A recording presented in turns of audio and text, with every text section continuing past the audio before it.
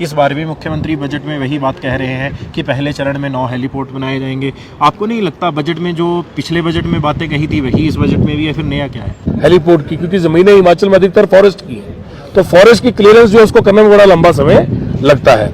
HPTDC के कर्मचारियों को हिमाचल के इतिहास में ऐसा पहली बार हुआ। पिछले महीने भी तनख्वाह लेट मिली, 10 तारीख से ज़्यादा लांग गए थे, इस बार भी ऐसा ही हुआ। ये कर्मचारियों की तनख्वाह में लेट होने का क्या कारण है? 4500 करोड़ का जो बजट गया वो कहीं से तो जाना था, तब भी आप बोल रहे हैं 10 दिन लेट हुई तनख्वाहें है। राज्यसभा के कैंडिडेट अभिषेक मनु सिंह भी बनाए गए हैं। आपके मुख्यमंत्री का सपना था वाटर सेस आएगा जिससे हिमाचल की आर्थिकी बढ़ेगी, परंतु जिन परियोजनाओं के लोगों ने उसका विरोध किया है, कोर्ट का दरवाजा खटखटाया है, अभिषेक मनु सिंघवी जी उनके वकील हैं। आप उनका समर्थन करेंगे, विरोध करेंगे? क्योंकि हमारे प्रत्याशी एक राज्यसभा के प्रत्याशी हैं। आपके जो पड़ोसी विधायक हैं सुधीर शर्मा, वो पहले ही कह चुके हैं मैं इतना बड़ा नेता नहीं हूं कि मुझे लोकसभा लड़ाई जाए। शायद यही कारण था कि मुझे हाईकमान ने मंत्री भी नहीं बनाया। अब दूसरी बात आप पर आती है, मुख्यमंत्री के भी आप चाहते हैं, सत्ता के गलियारों में चर्चा भी यही है, रघुवीर सिंह बाली कांगड़ा चंबा से लोकसभा का चुनाव लड़ेंगे। पहली बार एमएलए बनाओ ना, 1 साल पहले मैं एक साल ही हुआ मुझे आए हुए, तो 20-20 साल से इनका बड़ा लंबा करियर है, बड़े नेता है ये। अभी हमें तो बहुत कुछ सीखना है।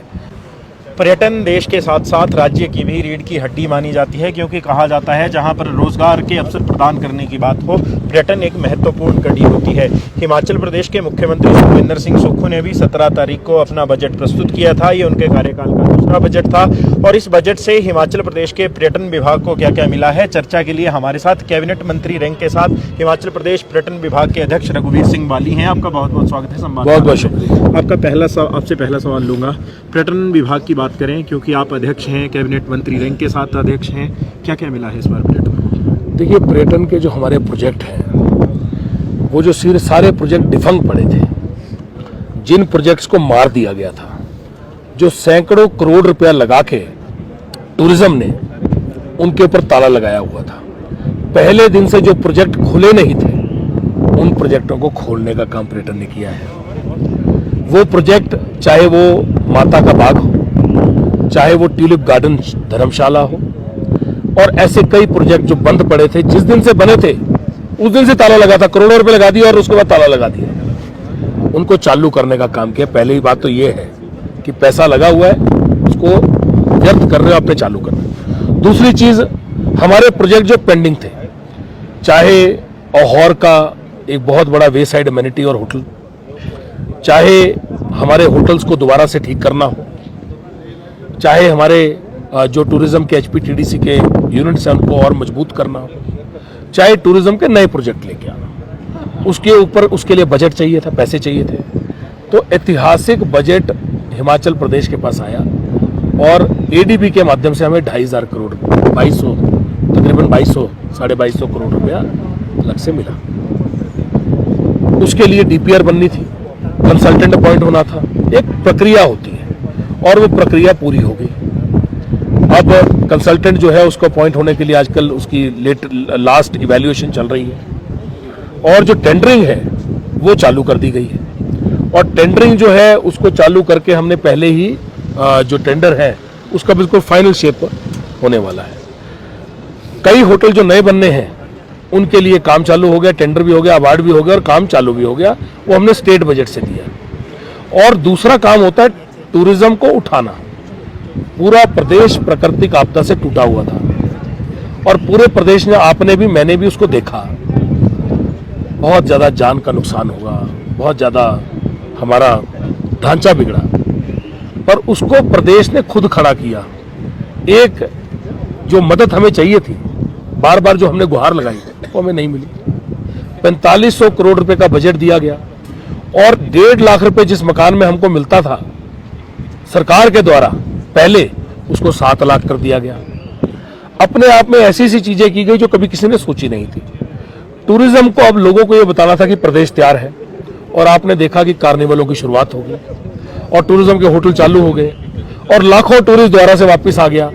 इतनी जल्दी देश में कोई भी स्टेट रिवाइव नहीं हुआ जितनी जल्दी हिमाचल प्रदेश हुआ है। ये हमारे यशस्वी मुख्यमंत्री ठाकुर सुखविंदर सिंह सुक्खू जी की सोच है और हमारा सबका प्रयास उनके नेतृत्व के साथ, उनके आदेशों के साथ खड़ा है और कहीं ना कहीं हिमाचल वासी आज खड़ा है और उसी वजह से सब आगे बढ़े।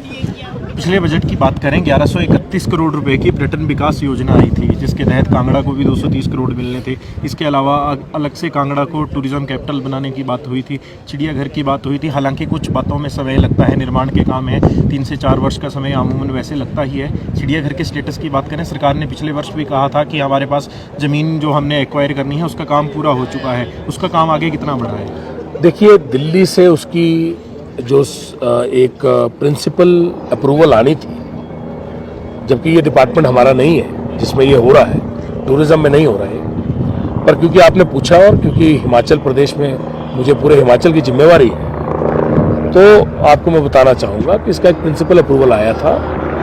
दिल्ली के साथ बातचीत चल रही है। ये फॉरेस्ट की क्लियरेंसेस होती हैं, ज़मीनों में हज़ारों एकड़ ज़मीन जाती है, बहुत सा पैसा लगता है, बहुत सा काम होता है, पेपर वर्क बहुत होता है और अप्रूवल्स बहुत होती है। तो कोई भी चीज़ जब आपको करनी होती है उसके लिए अप्रूवल्स का काम होता है और वो चल रहा है। और ये जो प्रोजेक्ट है ये बिल्कुल अपनी पेस में बिल्कुल ठीक चला हुआ है। इसमें ऐसा नहीं है कि कहीं रुकावट आ रही है। हेलीपोर्ट को लेकर पिछली बार भी मुख्यमंत्री ने एक बात कही थी, पर्यटन को बढ़ावा मिले, हम ज़्यादा से ज़्यादा हेलीपोर्ट बनाएंगे, हर जिले को हेलीपोर्ट से जोड़ेंगे। इस बार भी मुख्यमंत्री बजट में वही बात कह रहे हैं कि पहले चरण में 9 हेलीपोर्ट बनाए जाएंगे। आपको नहीं लगता बजट में जो पिछले बजट में बातें कही थी वही इस बजट में भी है, फिर नया क्या है? आपको मैं थोड़ा सा उसके बारे में बताता हूँ। यहाँ पे हिमाचल प्रदेश में एक हेलीपोर्ट के लिए 13 करोड़ रुपए लगना था, आज भी लगना है, तकरीबन 13 करोड़ रुपए।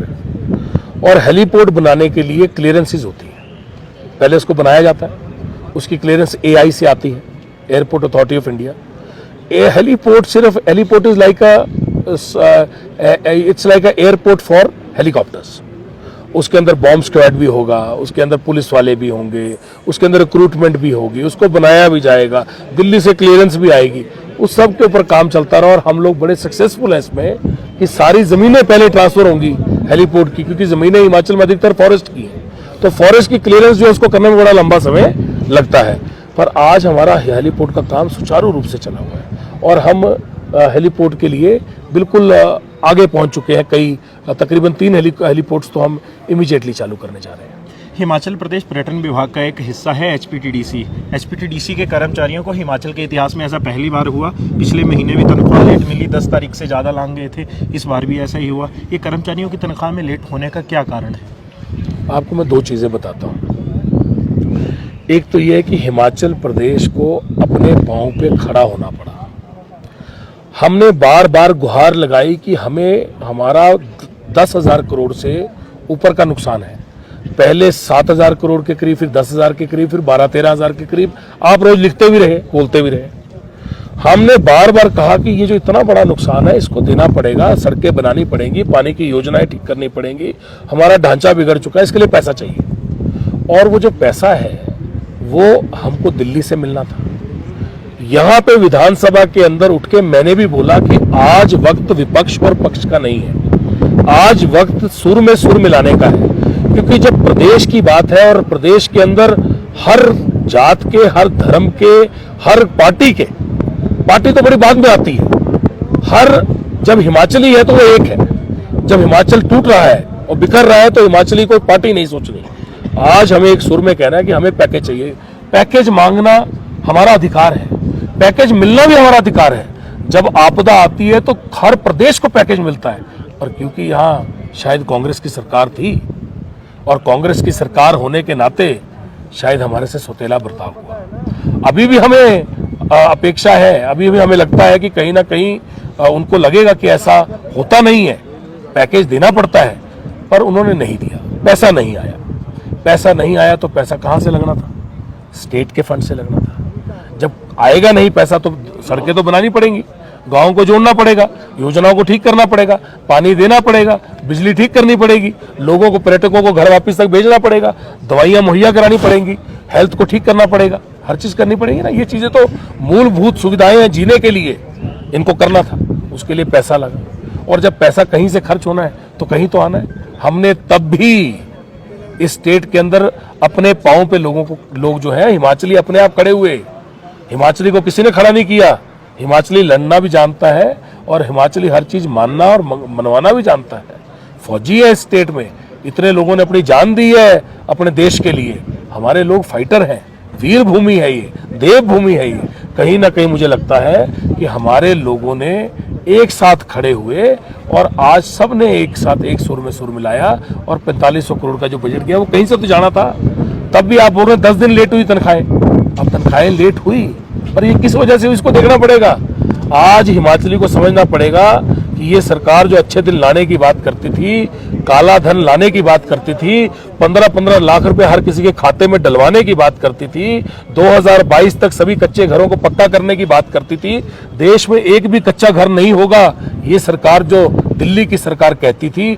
10 साल पहले वायदा किया गया था कि बेरोजगारी को पूरे देश में मिटा दिया जाएगा, महंगाई को मिटा दिया जाएगा, 2 करोड़ लोगों को प्रतिवर्ष रोजगार दिया जाएगा, 20 करोड़ लोगों को पिछले 10 साल में रोजगार मिलना था। मतलब एक भी घर में बेरोजगार नहीं होना था। इन्होंने अग्निवीर तैयार कर दिए और हमारे फौजी जो अपना पूरी जिंदगी देके फौज से वापस आते थे वो भी अब 4 साल के फौजी बना दिए।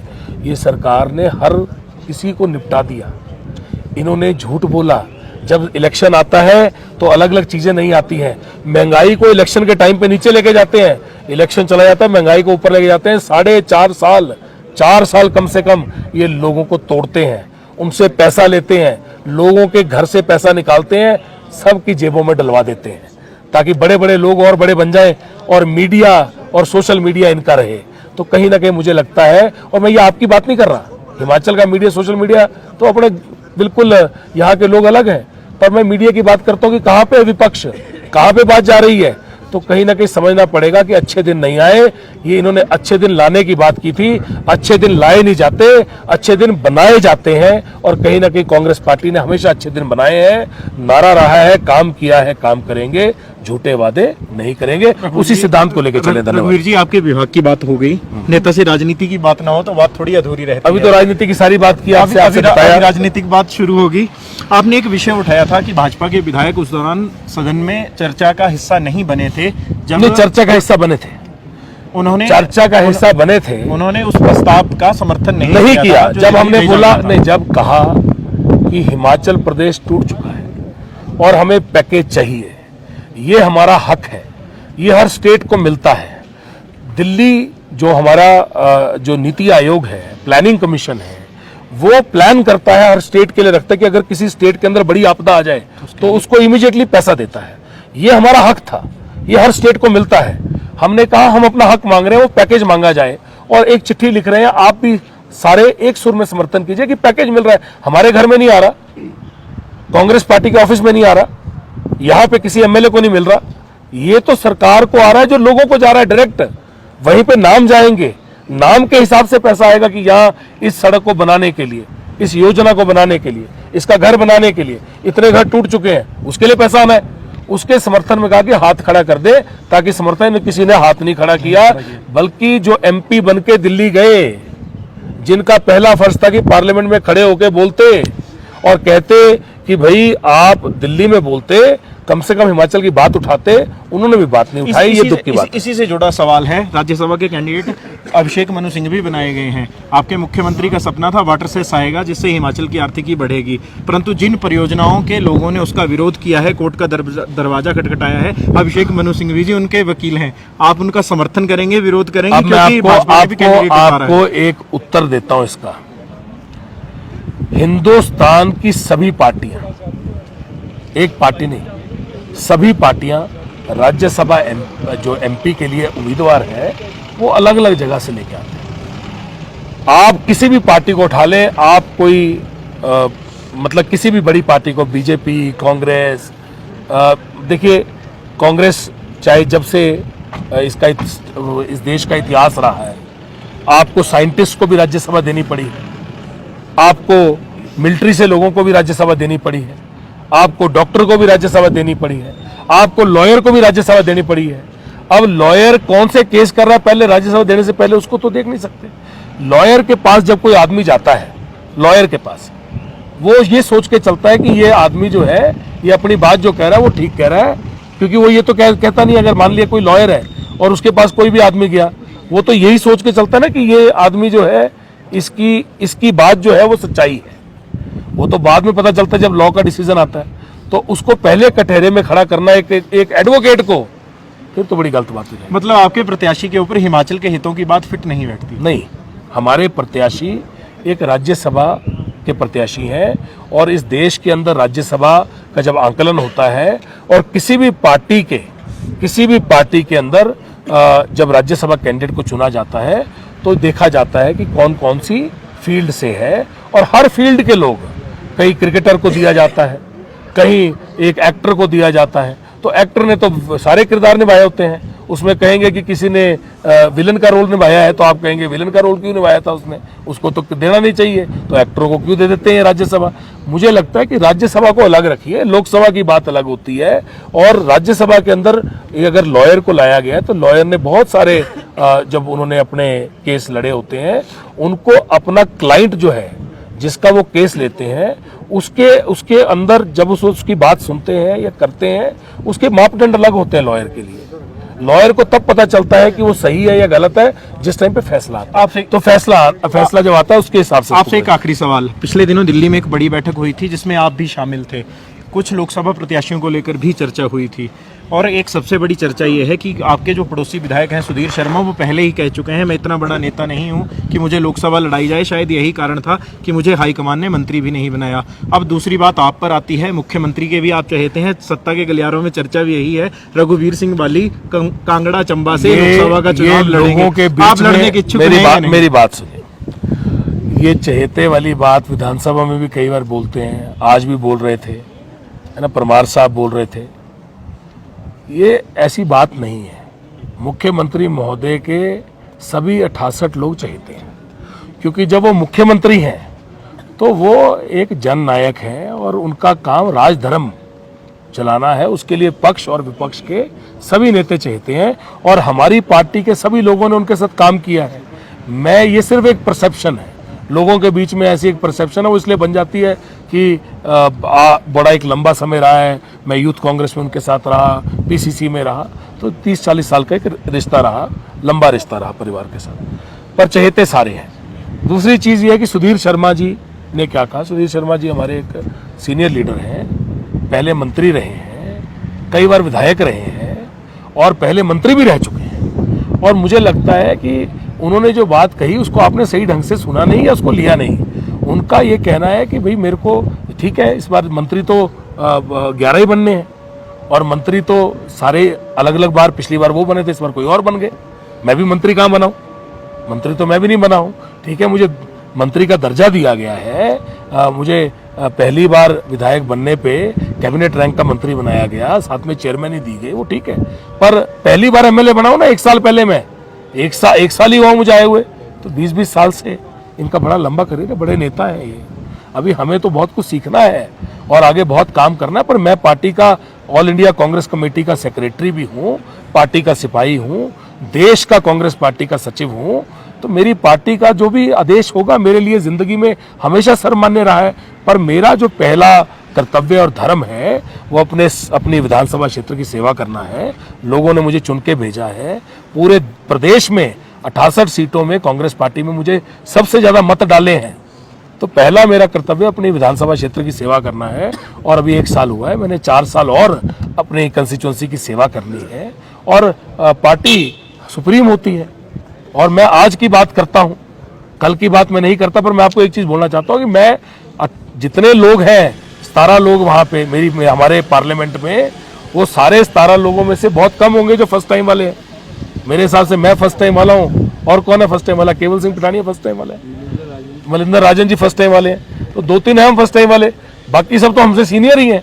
तो क्या 17 लोगों में जो सीनियर हैं अभी मेरे से आगे बहुत पड़े हैं। मतलब आपके शब्दों का ये अर्थ निकाला जाए कि आप लोकसभा लड़ने के लिए तैयार नहीं है? नहीं, ऐसा देखिए, आप बड़ी सिंपल सी बात, मैं जिंदगी में मुझे जो भी दायित्व दिया जाता है मैं कभी भी जिंदगी में कभी पीछे नहीं हटा हूँ। मैं लाइफ में एक सिद्धांत के साथ चलता हूँ कि मेरा जो कर्तव्य है वो मेरे विधानसभा के लिए है। मुझे 1 साल विधायक बने हुआ है, मेरे से बहुत से सीनियर लोग बैठे हैं और बहुत से सीनियर लोग हैं।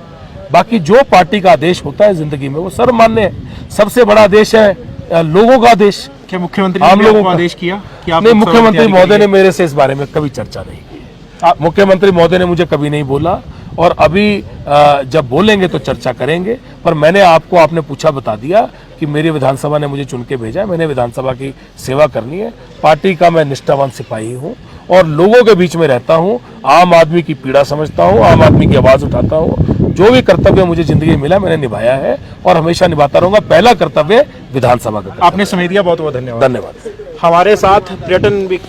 हमारे साथ पर्यटन विभाग के अध्यक्ष कैबिनेट मंत्री रैंक के साथ रघुवीर सिंह बाली थे।